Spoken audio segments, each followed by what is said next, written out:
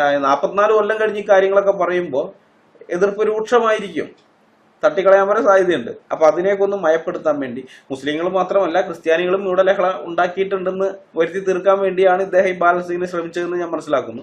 ഏതായാലും ആ യോഗക്ഷേമത്തിൽ വന്ന ആ വാർത്ത അത് ഞാൻ വായിക്കാം. ത്രികോണ മത്സരം, മർദ്ദന നടപടികൾ മുറുകിയപ്പോൾ, അതാണ് ഹെഡിങ്. വേങ്ങര ഉണ്ണിക്കുട്ടി എന്ന ആൾ അനുഭവിച്ച കഷ്ടപ്പാടുകളെ പറ്റി അയാൾ മിതവാദിയിൽ എഴുതിയതിന്റെ ചുരുക്കം. അപ്പൊ മിതവാദിയിൽ വിസ്തരിച്ചെഴുതിയ കാര്യം യോഗക്ഷേമത്തിൽ അവരതിന്റെ ചുരുക്കി എഴുതിയിരിക്കുകയാണ്. ചുരുക്കി എഴുതിയത് തന്നെ ഇങ്ങനെയാണെങ്കിൽ വിസ്തരിച്ചെഴുതുന്നത് എന്തായിരിക്കും നിങ്ങളൊന്ന് ആലോചിക്കാം. ഞാനിത് വായിച്ചു കഴിയുമ്പോൾ നിങ്ങൾക്കപ്പോൾ മനസ്സിലാകും. ഏറനാട്ടിൽ വേങ്ങര അംശക്കാർ വലിയ കഷ്ടപ്പാടുകൾ സഹിച്ചവരാണ്. ലഹളയുടെ ആദ്യഘട്ടങ്ങളിൽ ഒരിളക്കം ഇവിടങ്ങളിലുണ്ടായി. പിന്നീട് കുറെ ദിവസം ശാന്തമായിരുന്നു. ഈ നവംബർ ആദ്യം മുതൽ ലഹള വീണ്ടും തുടങ്ങി. 6-ാം തീയതി ആയപ്പോഴേക്കും പരസ്യമായി വെട്ടിക്കൊല്ലാൻ തുടങ്ങി. 7-ാം തീയതി രാത്രി അടുത്തുള്ള അനേകം കുടുംബക്കാർ